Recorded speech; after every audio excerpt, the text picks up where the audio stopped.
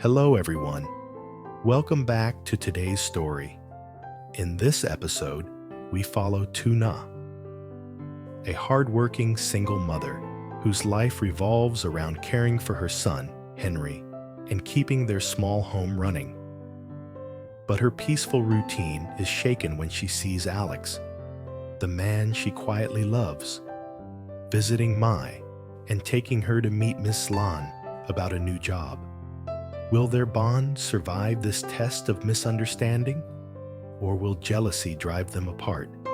Stay with us until the end to find out. And don't forget to subscribe and help us reach 1,000 subscribers. Your support means so much. The first light of dawn spills over the fields, painting them in shades of pale gold. Tuna pushes open the wooden door of her small house, the hinges creaking softly. Her eyes, still heavy with sleep, scan the yard. The chickens are already awake, pecking eagerly at the ground. She sighs and rolls up her sleeves, stepping into the cool morning air. Her hands grip the worn handle of the grass cart, the wheels crunching over dry soil as she moves through the pen. The smell of earth and animals fills the air, a scent she's come to know as both comfort and fatigue. With each swing of her sickle, the tall blades of grass fall into neat bundles. Her arms ache, but she doesn't stop. The rhythm of her work is her heartbeat. Somewhere behind her, the faint cry of her son, Henry, drifts from the house. She pauses, wiping the sweat from her brow. A soft smile crosses her lips. "Just a bit more," she whispers, resuming her task. The sun climbs higher, burning off the morning chill. Tuna's clothes cling to her, damp from labor. Yet her movements stay deliberate and strong. She knows every stroke of the hoe, every bead of sweat is for Henry. Her heart beats with the silent vow of a mother who has no choice but to keep going. After finishing the chores outside, she heads back to the kitchen. Steam curls from the pot on the stove, filling the small space with the smell of rice porridge. Tuna stirs quietly, her hands trembling slightly from exhaustion. She ladles the porridge into a bowl, glancing at the small bundle sleeping soundly on the bamboo cot nearby. Henry's cheeks are round and pink, his tiny hands curled near his chest. For a moment, Tuna just watches him, her eyes soft with love. Then reality returns like a shadow. Work, bills, and the endless pressure of survival. She sits down and eats a few spoonfuls quickly, not tasting much. Her mind is already racing. She needs to drop Henry off at Mrs. Tang's before heading to the field. She folds his tiny clothes carefully, tucking them into a small bag. Then, lifting him gently into her arms, she whispers, "Be good, okay? Mommy will pick you up soon." Outside, the path to Mrs. Tang's house winds through the field, rough with stones. Tuna walks carefully, holding Henry close. The morning sun warms her face, but her thoughts grow heavy. She tells herself, this is the right thing. Henry is safe at Mrs. Tang's, and she can focus on work. Still, her chest tightens each time she leaves him behind. When she reaches Mrs. Tang's gate, the older woman greets her with a kind smile. "Heading to the field again, child?" Tuna nods, brushing a stray hair from her face. Yes, the cassava fields are busy this week. She kisses Henry's forehead one last time before handing him over. The baby's eyes flutter open briefly, then close again. Tuna's heart twists, but she forces herself to smile. "Take care of him for me." With a quick goodbye, she turns and walks away, the sound of her footsteps fading under the rustle of leaves. By afternoon, the heat thickens over the village. Dust floats in the golden light as Alex parks his pickup truck in front of a small, tiled roof house. The home belongs to Mai's family. He steps out, adjusting his sleeves, and knocks on the wooden door. Mai's father, an elderly man with a warm smile, opens the door. "Alex, it's been too long, son." His voice carries both respect and affection. Alex bows politely. "Uncle, I hope you've been well." They sit at the table as Mai's mother pours tea. The conversation flows easily about health, crops, and the challenges of rural life. Then Mai's father mentions, "Our daughter's been struggling to find stable work lately. Times are tough." Alex nods thoughtfully. "That's why I came. I've spoken to Ms. Lon at the cassava processing area. She's looking for reliable help." I thought of Mai immediately. The parents exchange glances, relief softening their features. "Thank you, Alex," the father says, emotion catching in his throat. "You've always been such a good young man." Just then, Mai steps downstairs. She's dressed modestly, her hair tied back neatly. There's surprise in her eyes when she sees Alex. "You came all the way here?" He smiles gently. "I wanted to make sure you understood the job before starting. Miss Lon will explain everything once we get there." Mai hesitates, her cheeks flushing. "I don't know if I'll be good enough." "You'll learn," Alex says simply. "Everyone starts somewhere." The sincerity in his voice makes her relax. Her father, now smiling broadly, pats Alex on the shoulder.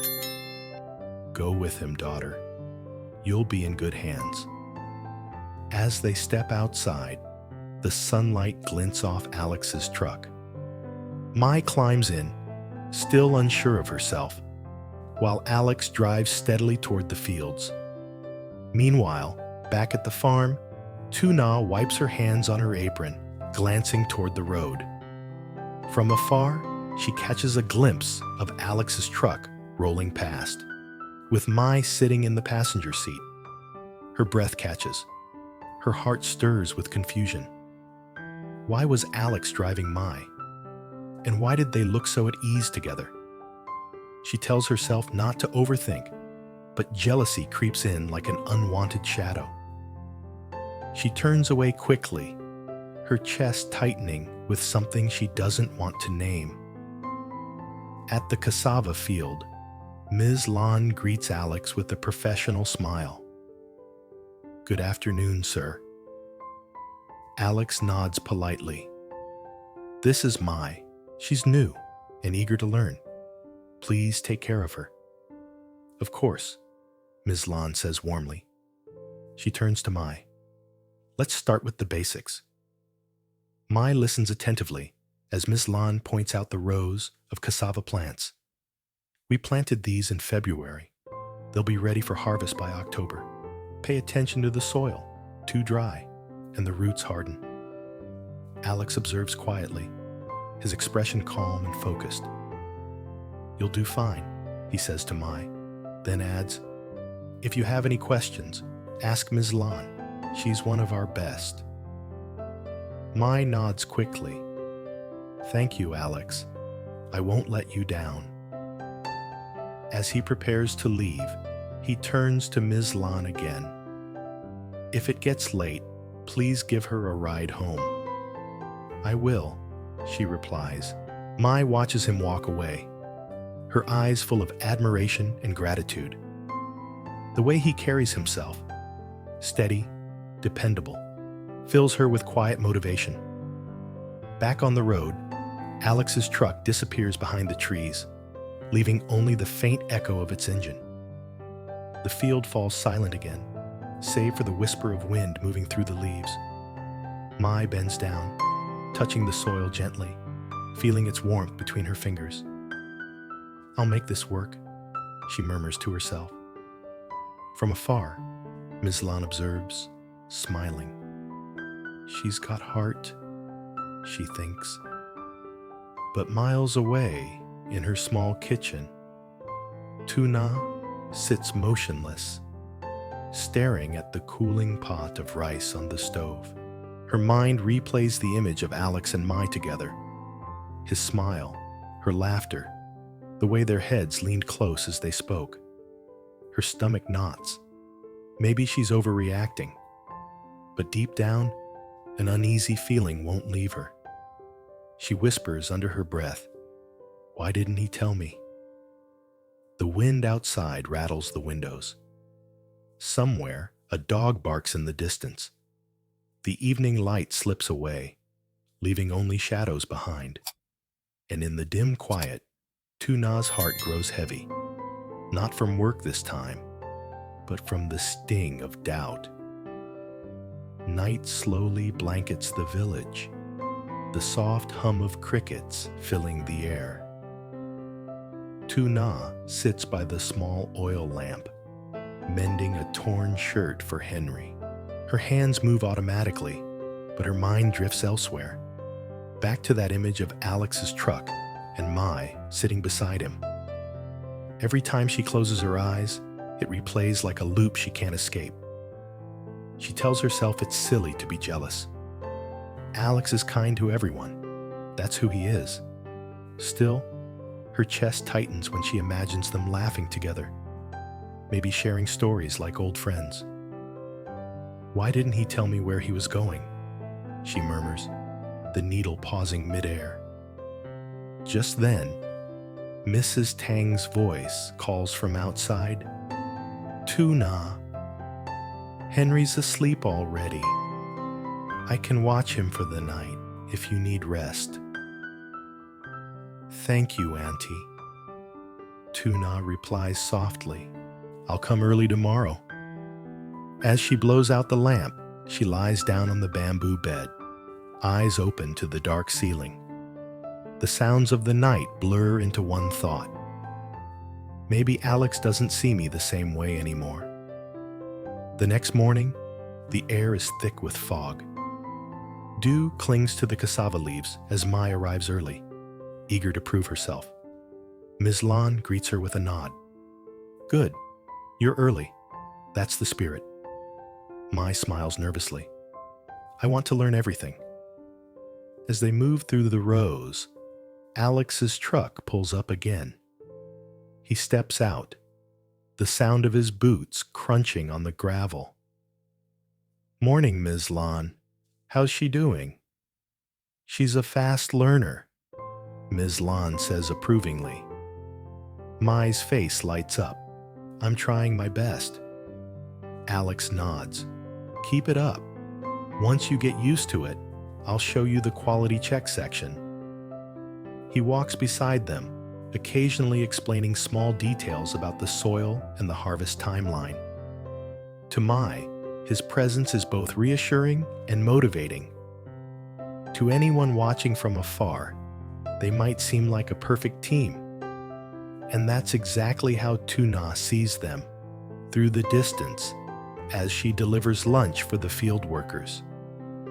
Her heart skips when she spots Alex laughing with Mai near the cassava rows. For a moment, her feet freeze. The basket of lunch boxes feels heavy in her hands. She watches them, her chest rising and falling rapidly. Then Alex turns and spots her. His expression brightens immediately. "Tuna!" Mai steps aside, surprised. "Oh, she's here too?" Tuna forces a small smile. "I brought lunch for everyone." Alex walks toward her, reaching for the basket. "You didn't have to carry this all the way here. I could have sent someone." "It's fine," she says quickly, her voice low. "I was nearby." Miss Lan comes over, cheerful as always. "You're such a thoughtful woman, Tuna. These meals make long days easier." "Thank you," Tuna replies politely, her eyes flicking toward Mai, who's standing a few steps away. There's an awkward silence before Mai breaks it gently. "Your food smells amazing. You must be good at cooking." "Just something simple," Tuna says, trying to hide the unease in her tone. Alex glances between the two women, sensing something beneath the surface. "Let's all eat together," he suggests. But Tuna shakes her head. "No, I should get back. Henry's waiting." "Wait," Alex begins, but she's already turning to leave, her footsteps quick and uneven. He watches her go, confused by her sudden coldness. Mai frowns slightly. "Did I say something wrong?" Alex shakes his head, though his heart feels heavy. "No, it's not you." By afternoon, the sun beats mercilessly over the farm. Alex finishes his rounds and drives toward Tuna's house. He finds her in the yard, hanging wet clothes to dry. "Hey," he calls softly, stepping closer. She doesn't turn immediately. "You're back early." "Yeah, I thought I'd drop by to see Henry." "He's still napping," she says quietly. Alex studies her for a moment. "You've been distant lately. Did something happen?" Tuna hesitates, her hands tightening around the clothespin. "No. Why would anything happen?" He sighs. "You tell me. You've been avoiding me all day." She turns finally, her expression guarded. "I saw you with Mai. You seemed close." Alex blinks, surprised. "Close? Tuna. She just started working. I was showing her around." Her eyes narrow slightly. "Then why didn't you tell me you were visiting her yesterday?" "I didn't think it was important," he answers, then immediately regrets how that sounds. "Not important?" she repeats, her voice trembling. "You went to her house, Alex. You brought her to see Ms. Lan. How am I supposed to feel when I see you together, laughing like that?" Realization dawns on him. He takes a step closer. "Tuna, listen. Mai needed a job. Her father asked for help. That's all there is to it. I thought you knew me better than that." "I thought I did too," she whispers, turning away. The silence between them stretches, heavy and sharp. Finally, Alex exhales, his tone softening. "I didn't mean to hurt you. You and Henry mean everything to me. If I did something to make you doubt that, I'm sorry." Tuna's eyes glisten. "It's not just doubt, Alex. It's fear. I've lost enough in my life. I can't bear the thought of losing you too." His chest tightens. He steps closer and gently places a hand on her shoulder. "You're not going to lose me." She looks up, her gaze trembling with uncertainty. "Promise me." "I promise," he says quietly.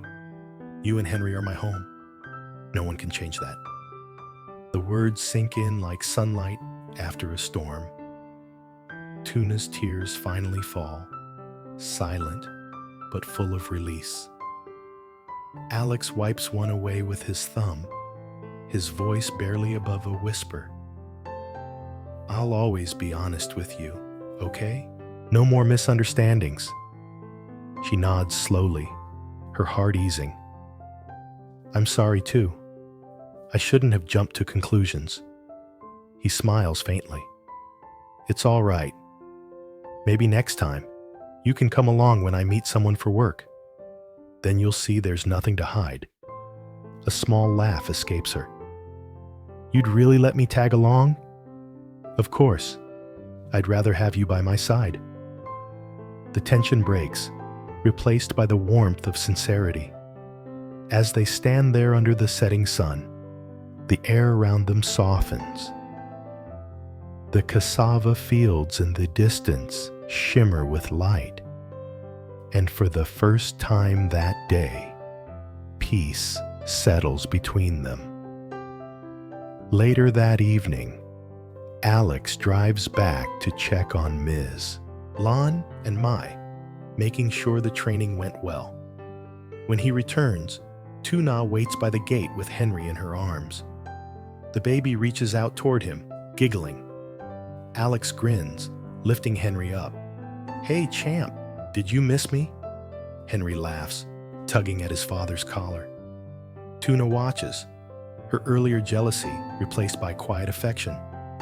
As the stars begin to appear above the fields, she whispers softly, "Thank you for coming back." Alex looks at her, his expression warm. "I always will." And in that moment, beneath the gentle glow of twilight, with the sounds of the countryside wrapping around them, Tuna finally realizes that love isn't about never feeling jealous or afraid. It's about trust strong enough to outlast both.